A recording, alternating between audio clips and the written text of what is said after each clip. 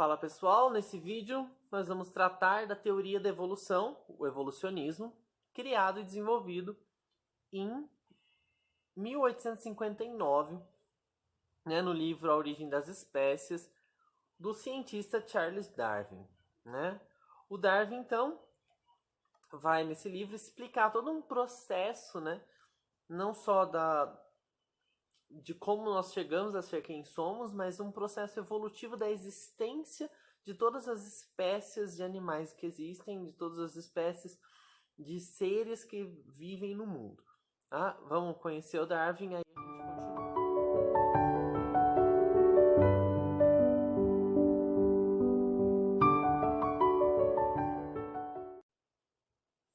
O que o Darwin apresenta? Eu acho que um dos pontos principais da teoria da evolução é a seleção natural. O Darwin ele diz, que nós nos adaptamos cada vez mais ao ambiente e essa adaptação ela vai sendo moldada, vai sendo transformada cada vez mais ao ponto do indivíduo mudar. Tudo começa da primeira célula que se forma na água.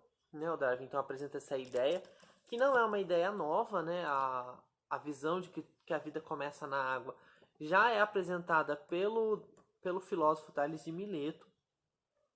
A gente não sabe exatamente a teoria do Tales, porque ele era um filósofo pré-socrático, mas ele fala que a vida e toda a existência começa na água.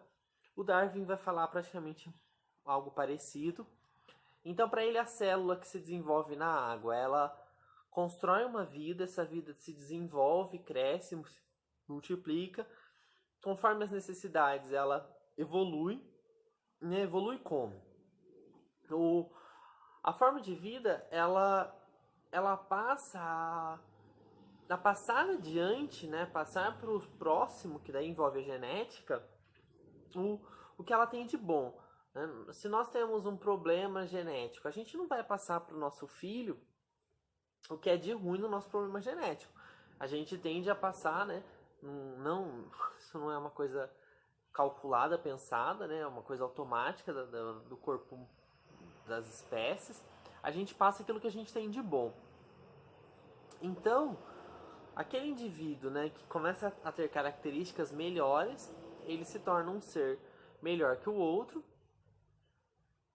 e formando novos grupos. Esses grupos selecionam se dividindo aos poucos, Isso também, nessa ideia da seleção natural, ela é ligada à ideia também da questão sexual, porque o indivíduo, quando visa, por o Darwin, quando ele busca alguém para ter relações sexuais, ele busca alguém que tenha as melhores qualidades, Se você olhar a natureza, um lobo, ele não vai querer,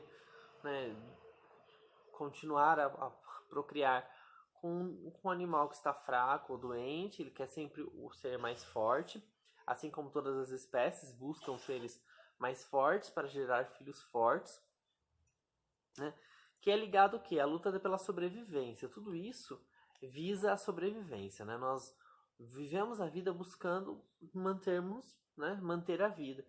E o que ocorre? A nossa relação, que é a seleção sexual, ela visa também um parceiro forte, porque não adianta nada eu ter um parceiro fraco se eu também não sou muito forte, porque aí a gente não vai conseguir viver junto, porque não vai conseguir lutar para conquistar as coisas, para conseguir se manter, assim como a gente irá gerar crias fracas.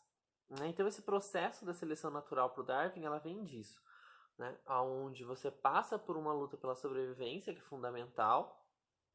Você visa uma seleção sexual, onde você visa alguém sempre melhor, e gera a questão da não vou falar, de competir um com o outro, a competitividade.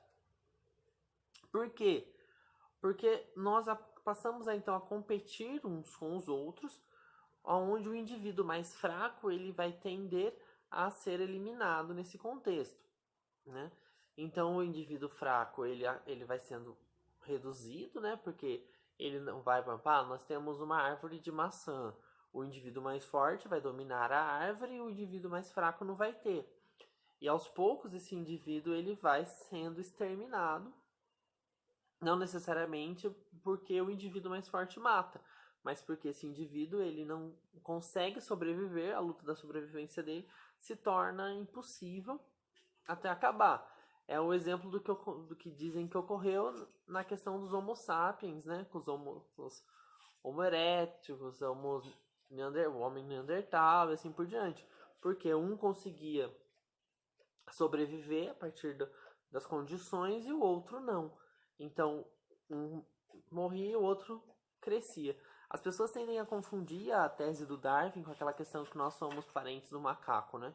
Nós não viemos do macaco, nós viemos do mesmo ancestral do macaco, do mesmo jeito dos cachorros, né? Se você pensar na linhagem das espécies de cachorro que nós temos hoje, espécie não dá, né? Nessa divisão de tipos de cachorro, de raças, elas vieram do mesmo ancestral, de algum ancestral lupino, né? Que foi gerando diferentes raças de animais, que são todos parentes, né? Você não pode falar que que um bulldog não é parente de um pastor alemão. Eles são parentes, porque eles têm a mesma origem, mas eles não são o mesmo tipo de espécie, nesse sentido. Por quê? Porque eles têm a mesma origem, mas eles se diversificaram. Essa é a ideia nossa, né? Se você pega os próprios macacos, né? Você tem a mesma espécie, né? No sentido de origem, mas você tem diversos tipos de macacos. Você não pode falar que um gorila é a mesma coisa de um mico-leão dourado. Um mico-leão dourado é um macaquinho pequeno, um gorila é um macaco enorme.